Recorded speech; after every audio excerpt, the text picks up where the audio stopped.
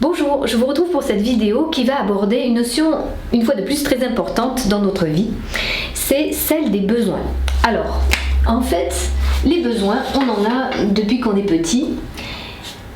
Et quand on est petit, plus on a un comportement passif. C'est-à-dire que c'est notre environnement qui répond à nos besoins, parfois même avant qu'on le demande. Mais très rapidement, parce que nous devons devenir un peu plus autonomes dans notre vie, eh bien notre environnement va moins répondre à nos besoins, parce qu'on est capable de répondre à nos propres besoins. À ce moment-là, il est possible que l'on bascule sur un comportement réactif.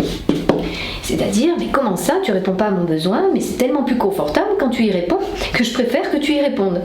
Donc ça, ce sont des comportements enfants. Et c'est là que ça prend la notion très importante dont on a déjà parlé, de la frustration. C'est-à-dire que si mon environnement ne répond pas du tout à mes besoins, je vais être dans des frustrations très importantes.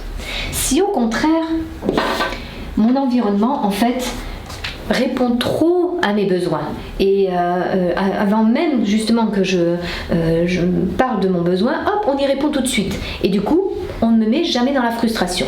Eh bien on va voir que ces deux extrêmes, comme d'habitude en fait les extrêmes vont poser problème, tout simplement parce que adulte on va continuer à être dans des comportements passifs réactifs et je vais donner un exemple.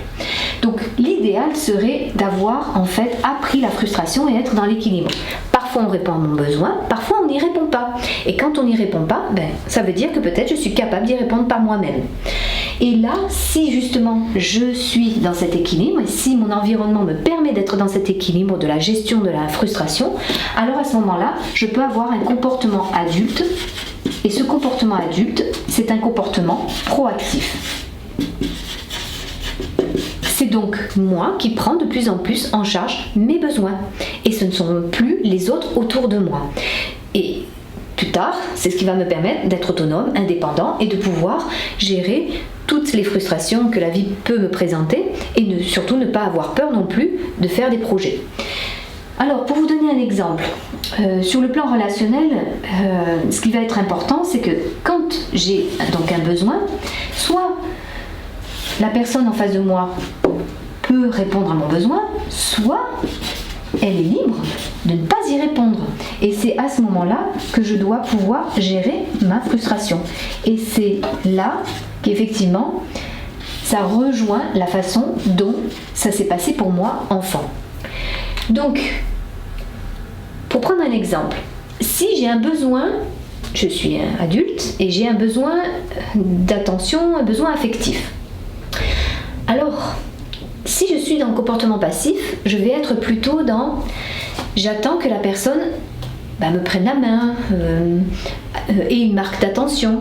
Et puis si elle ne l'a pas, intérieurement je vais commencer à pas être bien, être frustrée et donc je risque peut-être de passer sur un comportement réactif. Par exemple, je vais lui prendre la main en lui disant tu vois, moi au moins je te prends la main. Donc en clair, je lui dis voilà mon besoin et voilà comment tu dois y répondre. Mais du coup, je suis dans l'injonction que la personne doit répondre effectivement absolument à mon besoin. Et donc je suis dans des comportements qu'on peut retrouver effectivement enfant parce que je ne suis pas capable de gérer cette frustration. Et du coup, je ne laisse pas la liberté à la personne en face de moi de répondre ou pas à mon besoin. Si je suis dans un comportement proactif, là, je sens que j'ai un besoin d'attention.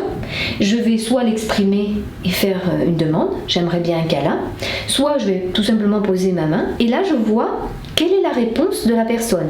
Soit elle répond de manière positive et tant mieux, soit elle répond de manière négative parce qu'elle est fatiguée, contrariée ou pour toute autre raison. Et là, c'est à moi à gérer ma frustration et à laisser libre la personne de répondre ou pas à mon besoin. Ça, c'est extrêmement important parce que c'est ce qui souvent crée des problématiques relationnelles. Tout simplement parce que on a plutôt en tête que l'autre doit répondre à nos besoins. Alors que non, pas nécessairement. On doit d'abord pouvoir répondre à ses propres besoins et effectivement après quand c'est un partage, un besoin relationnel, on doit pouvoir laisser la liberté à la personne en face de nous de répondre ou pas à notre besoin. Et évidemment, l'inverse est vrai aussi. Je vous dis à très bientôt pour une nouvelle vidéo.